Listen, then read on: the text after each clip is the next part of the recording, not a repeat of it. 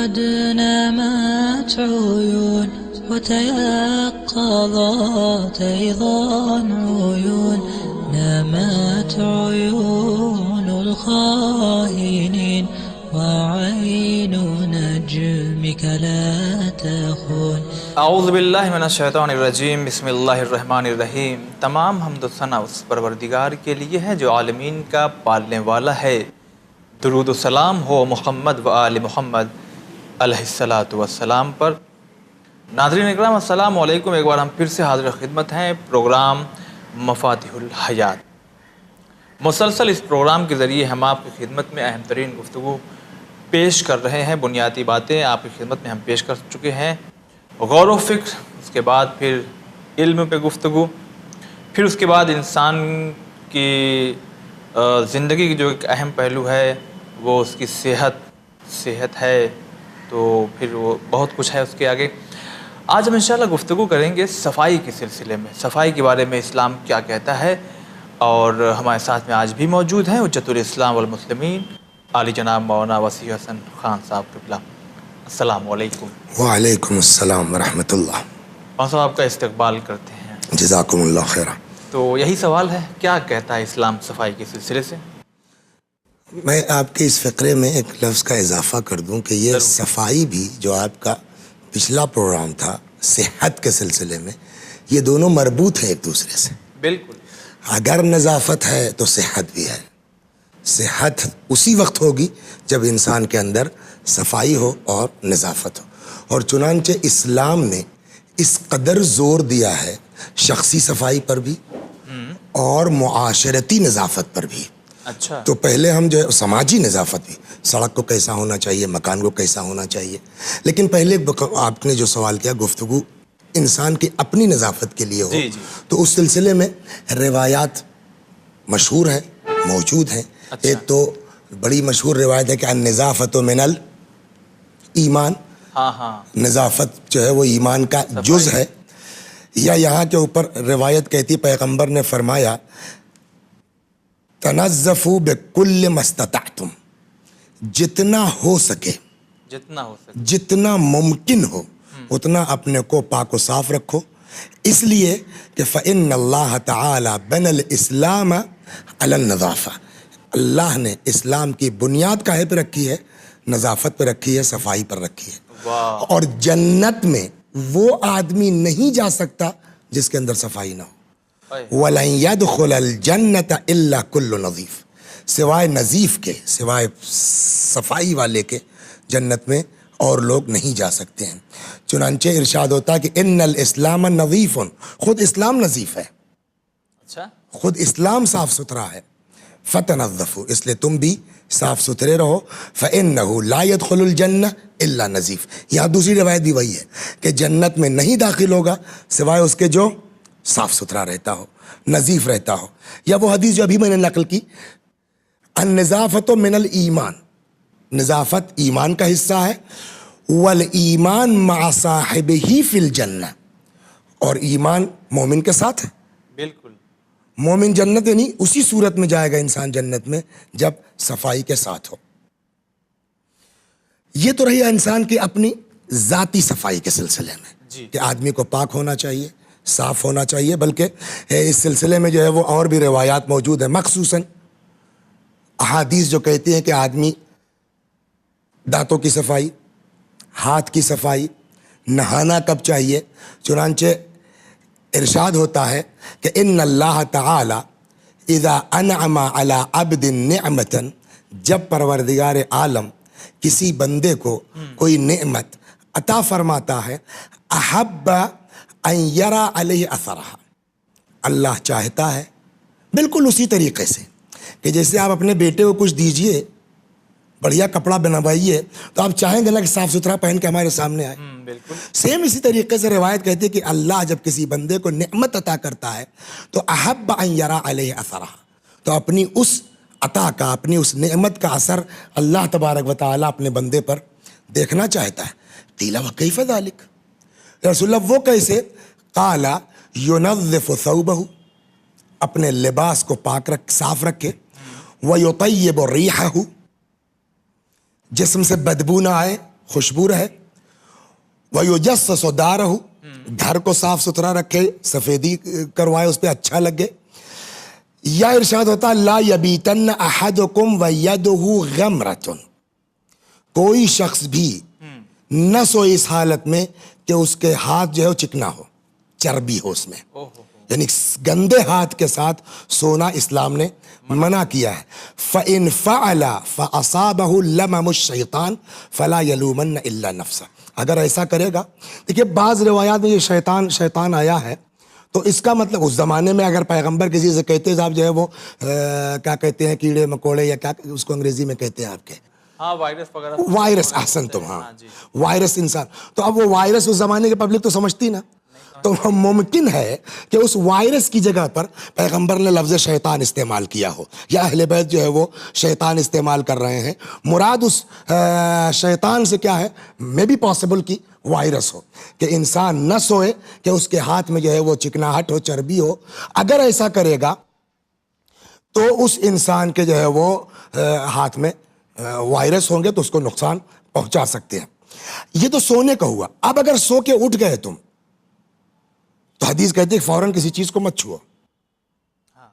یہ ارشاد ہوتا اذا استيقظ احدكم من منامه, اب اگر تم میں کوئی شخص خواب سے بیدار ہوتا ہے تو فَلْيَسْتَنْثِرْ 3 مرات, تو اٹھتے ہی کم از کم 3 بار ناک میں پانی ڈالے.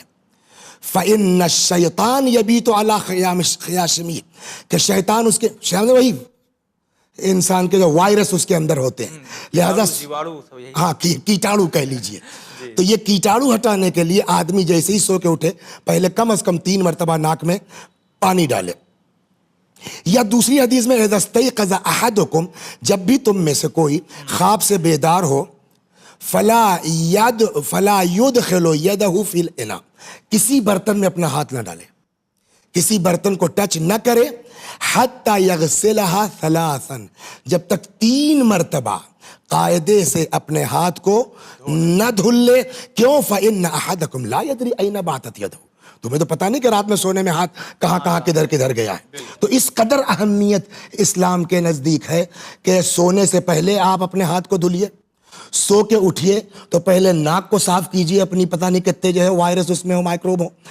اس کے بعد کسی چیز کو چھونے سے پہلے اپنے ہاتھوں کو کم از کم 3 مرتبہ قاعدے سے دھلیے. یا اسی طریقے سے حکم ہوتا ہے کہ ناخون, یہ بھی ایک جز ہے صفائی کا, ناخون جو ہے وہ ایک جمعے سے زیادہ نہ ٹلنے پائے. جمعے کے اندر جو ہے وہ ایک جمعے سے دوسرے جمعے کے بیچ انسان کو اپنا ناخون کاٹنا چاہیے, اپنی مونچھیں انسان کو کترنا چاہیے. اور جو آپ نے بات کہی تھی مجھ کو بھی محسوس ہوتا ہے, اس لیے کہ بچپن میں جو ہم سنتے تھے کہ ناخون کاٹو ورنہ اس میں شیطان چھپا رہے گا, وہی ہاں تو بات وہی ہے وائرس کی. میری سمجھ میں جو آتا, میں کہیں نہیں کہتا کہ میری جو ہے وہ بات بالکل 100% یہی ہے, لیکن میری سمجھ میں آتا ہے کہ اہل بیت یا پیغمبر کو تو سب پتہ ہے, لیکن جن سے بات کر رہے ہیں ان کو کیا پتا کہ وائرس کیا چیز ہوتی ہے. وہ شیطان ہی کو جانتے تھے, تو وہ اس طریقے سے ان کو سمجھایا گیا کہ تم ہاتھ دھل لیا کرو, اس لیے کہ اس میں وائرس رہتا ہے, شیطان رہتا ہے, مطلب یہ کہ وائرس رہتا ہے. جی. اب یہ تو ہاتھ دھلنے کا. اب جیسے ہی آپ اٹھے سو کر کے پہلا کام کیا ہونا چاہیے؟ مسواک, دانتوں کی صفائی یہ سب سے اہم ہے. اور دانتوں کے سلسلے میں تو ایسی روایتیں عرض کروں آپ خدمت میں. سب قبل اس کی آپ وہ روایتیں پیش کریں, ناظرین رکتے ہیں ایک چھوٹے سے بریک کے لیے, بریک کے بعد حاضر ہوتے ہیں. تو انشاءاللہ ہم آپ کی خدمت میں ان تمام روایتوں کو مولانا صاحب کے ذریعے پہنچائیں گے. آپ بنے رہیے ہمارے ساتھ. مولاي قد نامت عيون وتيقظ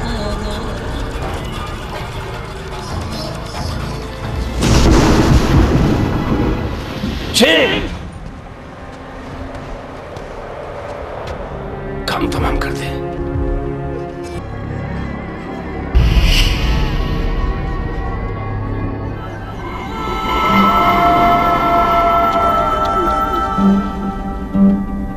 یہ تم نے کیا کیا؟ اپنے پیغمبر کے بیٹے کو قتل کر ڈالا. واہ ہو تم لوگوں پر. قد نامت عيون بریک کے بعد آپ سبھی کا ایک بار ہم پھر سے استقبال کرتے ہیں. پروگرام مفاتیح الحیات. گفتگو صفائی کے سلسلے سے چل رہی تھی, اور واقعی اگر صفائی نہ ہو تو پچھلے ایپیسوڈ میں ہم نے کہا تھا کہ انسان کا طواف پھر بیماریاں کرنے لگتی ہے، تو ان بیماریوں سے محفوظ رہنے کے لیے، اپنی حفاظت کرنے کے لیے ہمیں صفائی کا بہت زیادہ خیال رکھنا چاہیے. ہاں اگر اس طرح سے کریں جیسے معصومین علیہ الصلوۃ والسلام نے چاہا ہے تو کتنا اچھا ہوگا. آئیے گفتگو یہاں پہ رک گئی تھی کہ وہ ناخن اور مونچھ کاٹنے کی بات چل رہی تھی. جی ہر ہفتے کٹنا چاہیے جو ہے. اب بات ہماری آئی ہے مسواک کے سلسلے میں. روایت ہے استاکو و تنظفو، مسواک کرو صاف رہو.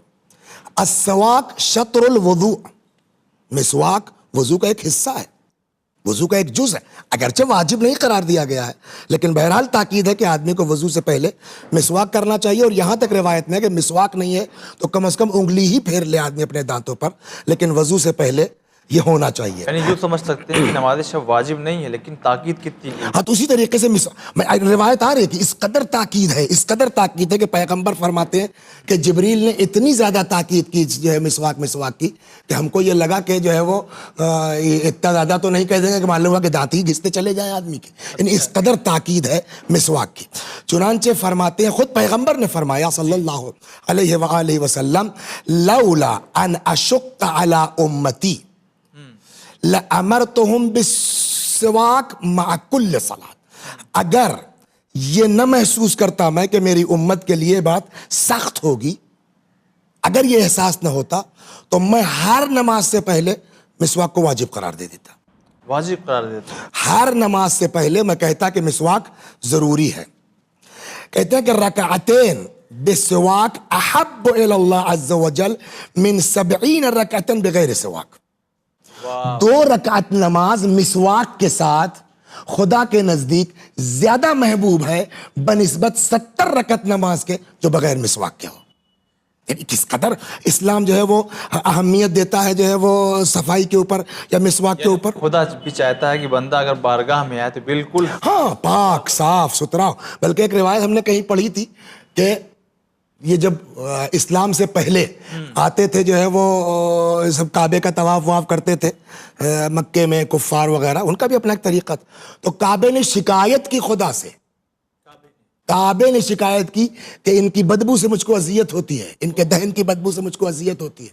تو اللہ نے وہی نازل کی کہ میرا جب نبی آئے گا تو اس کی جو امت ہوگی اس کو مسواک کا حکم دیا جائے گا، وہ صاف ستھرا رہے گا. اچھا مطلب یہیں پہ ایک بات یہ بھی میں عرض کرنا چاہتا ہوں کہ جیسے آپ نے سمجھایا، حالانکہ آپ نے کہا کہ میں بالکل اس سے نہیں کہہ رہا ہوں کہ جو شیطان چھپا ہوا ہے یا شیطان، یہ میری ایک فکر ہے. میں پھر جو قارئین سے یہ سامعین سے گزارش کروں گا کہ اس کا مطلب ہے کہ 100% مطلب یہی ہے.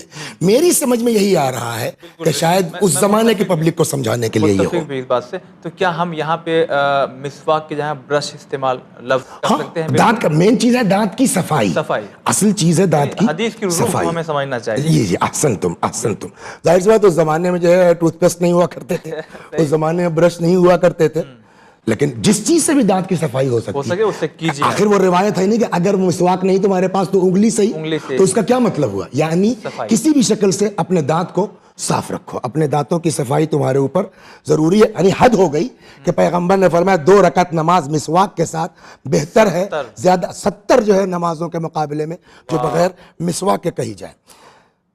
من استاک کل یوم مرتن، جو روزانہ 1 مرتبہ مسواک کرے گا، رضی اللہ عنہ، خدا اس سے راضی ہے، خدا اس سے خوش ہے.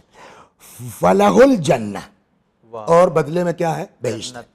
ومن استاک کل یوم مرتین، اور جو 2 مرتبہ مسواک کرے گا، فقد ادام سنت الانبیاء، تو گویا اس نے نبیوں کی سنت پر عمل کیا ہے. آج دیکھیے آپ واقعا غور کیجئے، ڈاکٹر کیا کہتے ہیں؟ سونے سے پہلے برش کیجئے. ٹی وی وغیرہ پہ ایڈ دیکھتے ہیں نا، بالکل سونے سے پہلے برش کیجئے، سو کے اٹھیے تو برش کیجئے. 2 بار کی تاکید تو آج بھی کرتے ہیں، آج بھی کرتے. یہاں حدیث کیا کہہ رہی ہے؟ اگر 1 بار کسی نے کیا، رضی اللہ عنہ، خدا راضی ہے، دانت صاف. لیکن اگر 2 بار کرتا ہے تو گویا اس نے انبیاء کی سنت پر عمل کیا ہے. انبیاء اس کا مطلب 2 مرتبہ کرتے تھے، اور پیغمبر کے لیے تو روایت ہے کہ حضرت رات میں 3 مرتبہ کرتے تھے. یعنی یہ تو انبیاء کی سنت ہو گئی 2 مرتبہ. حدیث کہیں دیکھی میں نے اسی میں کہ رسول اللہ رات میں 3 مرتبہ، ایک سونے سے پہلے، دوسرا جب سو کے اٹھتے تھے، ہاں نماز شب واجب تھی. سمجھے, جب سو کے اٹھتے تھے تب جو ہے مسواک کرتے تھے, پھر نماز صبح سے پہلے, اچھا اچھا, یعنی سو کے اٹھنے کے بعد 2 مرتبہ ہو جاتا تھا. واہ. تو اس قدر جو ہے وہ مسواک کی اہمیت ہے. یہ ہو گئی مسواک, جی صفائی ہونا چاہیے. ظاہر سی بات ہے کہ مسواک کیوں کی جا رہی ہے, تاکہ دانت صاف رہے نا. تو کھانے کے بعد, اسی لیے اب اس سے ایک تیسری چیز نکلتی ہے کہ اکثر لوگ خلال کرتے ہیں بالکل بالکل کھانے کے بعد. یہ خلال کیا ہے, کیا واقعاً درست ہے یہ, کیا واقعاً کرنا چاہیے؟ کہ بالکل کرنا چاہیے. مسواک کا مطلب یہ ہے نا کہ ساری گندگی صاف ہو. تو خلال بھی اسی لیے کہ جہاں کچھ غذا وغیرہ چھپی ہوئی ہے, آدمی جو ہے خلال کے ذریعے سے اس غذا کو نکالے. چنانچہ کہتے ہیں کانا تخللوا فإنه ليس شيء أبغض إلى الملائكة من أن يروا في أسنان العبد طعاما. کھانے کے بعد خلال کرو, یعنی اپنے دانتوں کو صاف کرو. فرشتوں کے نزدیک اس سے زیادہ ناپسند کوئی چیز نہیں ہے کہ کسی بندے کے دانتوں میں اس کی غذا پھنسی رہے. آپ دیکھ رہے ہیں اسلام کہاں ہم کو لے جانا چاہ رہا ہے. اگر واقعاً ہم دین مبین اسلام پر جیسا کہ وہ حکم دے رہا ہے عمل کریں تو کہاں پہنچ جائے گا انسان. پھر آپ دیکھیں طبی اصول کیا, کانا امیر المؤمنین یأمرنا. یہ روایت امام حسین سلام اللہ علیہ سے ہے کہ حضرت فرماتے ہیں کہ کانا امیر المؤمنین یأمرنا, مولا کائنات ہم لوگوں کے یعنی اپنے گھر میں بچوں کو حکم دیتے تھے کہ اذا تخللنا لا نشرب الماء, جب خلال کر لیں تو خلال کے بعد پانی نہ پئیں. اچھا, کیا کریں؟ حتی تمضمض ثلاثا, کم سے کم خلال کے بعد 3 مرتبہ قلی کر لو, اس کے بعد پانی پیو. واہ, کس قدر اسلام جو ہے وہ اہمیت دے رہا ہے اس صفائی کی. بالکل بالکل, یعنی جو ریزے پھنسے ہوئے ہیں پہلے کلی کر کے اس کو باہر نکالو. تو یہ ہو گئی دانت کی صفائی. بالکل. اب آئیے, بیچ میں ذرا سی بات آ گئی تھی ناخون وغیرہ کاٹنا ایک جمعے سے دوسرے جمعے تک, تو ہم نے ضمن عرض کیا. یہاں حدیث آپ کو میں 2-1 سنا دیتا مولانا ہوں. صاحب جب بات ابھی دانت پہ ہی ہے تو ابھی میرا سوال باقی ہے دانت پہ. جی جی جی جی. دانت پہ سوال مجھے لگتا ہے کہ یہ آخری سوال ہوگا کیونکہ وقت ہمارے درمیان سے گزر گیا. آپ جب دانتوں کی صفائی کی بات کر رہے ہیں تو کیا وہ لوگ جو, بھائی میں مخالف نہیں ہوں لیکن میں چاہتا ہوں کہ سوال کے ذریعے جواب پہنچ جائے, جو گٹکا لوگ کھاتے ہیں, دانتوں میں پھنسا ہوا ہے, پان کھاتے ہیں, بالکل دانت مطلب حدیثوں سے لگتا ہے کہ خدا چاہتا ہے کہ بالکل موتی کی طرح چمکتے ہوئے دکھائی دیں. آپ روایات سے تو یہی اندازہ ہوتا ہے. اور پان اور گٹکا کھانے کے بعد تو وہ موتی کی طرح تو نہیں, لوہے کی طرح کالے ہو جاتے ہیں. کچھ اس کے بارے میں ہے روایت وغیرہ کچھ؟ ایک روایت ہے. اچھا ہے جی, اور وہ بڑی عجیب روایت ہے, اور اس کو آپ جتنا پھیلائیں نا, ہاں ذرا سا اپنے ذہن پہ زور. احسن, روایت ہے, فرمایا گیا نظفوا طریق القرآن, قرآن کے راستے کو صاف رکھو. مطلب قرآن کے راستے کو, حدیث ہے. کہیں میں نے دیکھا تھا قیلا, ابھی دیکھا کچھ دوسری روایت میں قالو یا رسول اللہ, کہا لوگوں نے, پوچھا لوگوں نے, یا پوچھا گیا رسول اللہ سے, وما ترک القرآن یا رسول اللہ, یہ قرآن کا راستہ کیا ہے؟ پیغمبر نے کیا کہا؟ راستوں کو قرآن کے صاف رکھو. جی تو یا رسول اللہ قرآن کا راستہ کیا ہے؟ حضرت نے فرمایا افواہکم, تمہارا دہن. یہ آدمی تلاوت کہاں سے کرتا ہے؟ منہ سے کرے گا نا. بالکل. پیغمبر نے فرمایا یہ قرآن کا راستہ ہے, اس کو صاف رکھو. تو اگر اس اعتبار سے اگر آپ دیکھیں تو آپ کا جو سوال ہے, پان ہے, گٹکا ہے, یا اکثر لوگ مجلسوں میں جاتے ہیں, وہ کتنی بڑی پرابلم ہے. وہ معلوم ہوا گئے وہاں سے, انہوں نے صاحب ایک پان لیا بغل والے سے, منہ میں رکھا کر کے, اور پہنچ گئے, بیٹھے, مولانا نے کہا فاتحہ. کیسے پڑھے گا آدمی؟ اس کے یہاں تو پان دبا ہوا ہے, اس کے اس طرف تو گٹکا دبا ہوا ہے. حدیث کہتی نظفوا طرق القرآن, صاف رکھو, قرآن کے راستے کو صاف رکھو. قرآن کا راستہ کیا ہے؟ تمہارے دہن, تو اس کو صاف رکھنا پڑے گا. ایک چیز, اب قرآن 2 ہیں. اب یہ میں حدیث کی بات نہیں, یہ اپنی عقل سے کہہ رہا ہوں, کوئی ضروری نہیں ہے کہ ہمارے یہ ناظرین اس کو قبول ہی کر لیں, لیکن میری اپنی ایک فکر ہے کہ قرآن 2 ہیں. ایک بولتا ہوا, واہ, ایک خاموش. قرآن صامت, اس کی تلاوت آپ نہیں کر سکتے, قرآن کے راستے کو صاف کیجیے. تو جب قرآن صامت کی تلاوت کے لیے حکم ہے تو قرآن ناطق یعنی علی, قرآن ناطق یعنی امام حسین, قرآن ناطق یعنی اہل البیت. کیا پان اور گٹکا منہ میں رکھ کر کے, یہ ایک سوال ہے, ان شخصیتوں کا نام لینا, ان شخصیتوں کا نام لینا میں جائز ناجائز کی بات نہیں کر رہا ہوں, لیکن وہ ادب, بالکل بالکل, وہ لحاظ جو قرآن ناطق کا ہونا چاہیے. کیا پان اور گٹکا منہ میں رکھنے کے بعد نوحہ اور قصیدہ پڑھنا یہ اہل بیت کے ادب کے مطابق ہے؟ یہ میں چھوڑتا ہوں ناظرین کے اوپر, میں کوئی بحث کوئی تبصرہ خود سے نہیں کروں گا. مولانا صاحب بہت اچھی جگہ آپ نے جا کر کے بات روکی ہے. ناظرین واقعی صرف اگر ہم یہ محسوس کر لیں, اپنے چھوٹے بہن بھائی سے کہتے ہیں, کیونکہ ہم اور آپ آگے جا کر کے خدا نخواستہ اس بیماری میں مبتلا ہوں کہ ہم ایسی چیزوں کو استعمال کریں. آپ خود محسوس کر سکتے ہیں کلاس روم میں جب ایک ٹیچر ہمیں یہ پرمیشن نہیں دیتا کہ آپ ایسی حالت میں آئیں ہمارے پاس, تو وہ خدا, اس کا رسول اور اس کا امام کیسے کیا گوارا کرے گا کہ ہم اس کی بارگاہ میں جائیں اپنے گندے دانتوں کے ساتھ, اپنے منہ میں ایسی چیز لیے ہوئے جو وہ ناپسند کرتے ہیں. لہٰذا ہمیں چاہیے کہ ہم صفائی کا بہت زیادہ خیال رکھیں. اور ناظرین یہ بھی ایک واقعی ایک مجبوری ہے کہ وقت کی تنگی, محدود وقت ہمارے درمیان سے گزر گیا. انشاءاللہ یہیں سے گفتگو اب ہم شروع کریں گے. ناخون کے سلسلے سے ہے کچھ باتیں, لیکن دلچسپ گفتگو ہے جو ہماری زندگی کو واقعی تبدیل کر کے رکھ سکتی ہے اگر ہم ان باتوں کو اپنے دل و دماغ میں اتار کر کے اس پہ عمل کرنا شروع کر دیں. اسی کے ساتھ اب ہم چاہیں گے آپ سے اجازت, لیکن انتظار کیجئے گا, دیکھنا نہ بھولیے گا اگلا ایپیسوڈ مفاتیح الحیات کا. آپ دیکھتے رہیے چینل ون پیغام انسانیت. خدا حافظ. قد نامت عيون وتيقظت أيضا عيون, نامت عيون الخائنين وعين نجمك لا تخون.